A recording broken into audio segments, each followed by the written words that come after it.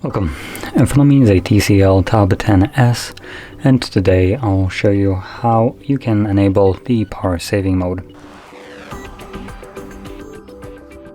So to get started, pull down your notifications, expand them, and locate the power saving toggle, which for me is on the second page right over here.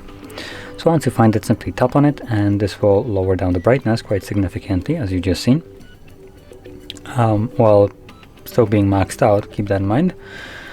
Additionally, there's probably a couple things happening in the background, like disabling mobile and Wi-Fi networks when the device is in sleep mode, which this would be considered sleep mode when the screen is off and you're not using your device for a couple of minutes.